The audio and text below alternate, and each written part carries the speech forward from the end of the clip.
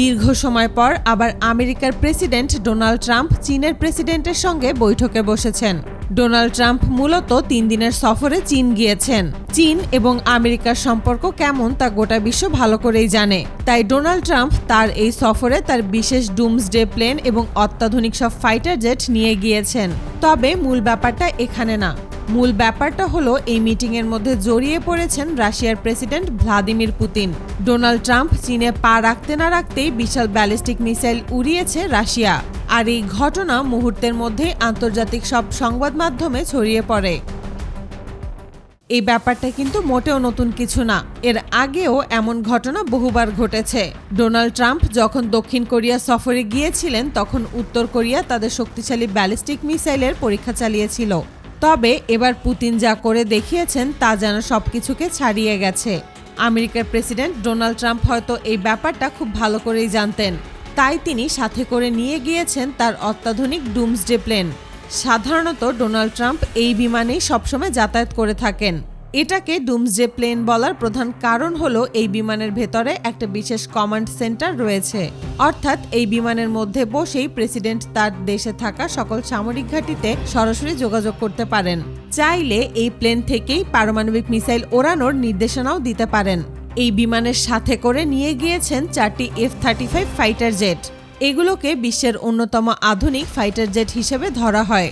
এগুলো super stealth প্রযুক্তি দিয়ে তৈরি, তাই শত্রুর যে কোনো রাডার ফাঁকি দিয়ে 2200 কিলোমিটার প্রতি ঘন্টা বেগে উঠতে পারে।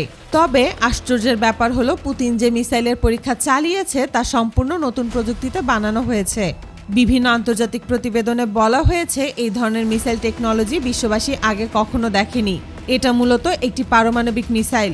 বিভিন্ন প্রতিবেদনে বলা হয়েছে এটা প্রায় 12,500 কিলোমিটার প্রতি ঘন্টা বেগে উঠতে পারে এবং এটা একটানা 16,000 কিলোমিটারের বেশি পথ পাড়ি দিয়ে নির্দিষ্ট টার্গেটে হিট করতে পারে। কিন্তু মূল প্রশ্ন হচ্ছে রাশিয়া কেন এখন এই মিসাইল বের করলো? এই ঘটনার সাথে আরও একটি ব্যাপার জড়িয়ে আছে। মাত্র কয়েকদিন আগেই ভারত তাদের অত্যাধুনিক একটি মিসাইলের পরীক্ষা চালায়। বিভিন্ন বিশ্লেষক বলেছেন এটা মূলত এক ধরনের শক্তির প্রদর্শন। তাই অনেকেই ধারণা করছেন মধ্যপ্রাচ্যের বাইরে ভারতের শক্তি প্রদর্শনের জবাবে মূলত রাশিয়া এই মিসাইল উড়িয়েছে। কিন্তু হঠাৎ করে এই দিনেই কেন এই মিসাইল উড়াতে হলো যখন ডোনাল্ড ট্রাম্প চীন সফরে এসেছেন? এই প্রশ্নের উত্তরটা অনেক পুরনো।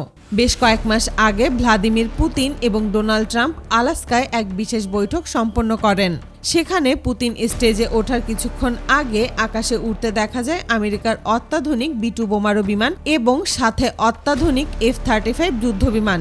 তাই অনেক বিশেষজ্ঞ ধারণা করছেন এই ঘটনার পরিপ্রেক্ষিতে হয়তো এই দিনেই এই মিসাইল পরীক্ষা করেছে রাশিয়া। এত কিছুর মধ্যেও আরও একটি অবাক করা বিষয় সামনে এসেছে। শেষ কয়েকদিনে রাশিয়ার পাশাপাশি ইরান এবং উত্তর কোরিয়াও তাদের অত্যাধুনিক সব ব্যালিস্টিক মিসাইলের পরীক্ষা চালিয়েছে। তবে মধ্যপ্রাচ্যের সবথেকে বেশি যে নামটি এসেছে তা হচ্ছে তুরস্ক। তুরস্ক তাদের মিলিটারি, নৌ এবং বিমান বাহিনীর প্রতিনিয়ত মহড়া চালিয়ে যাচ্ছে।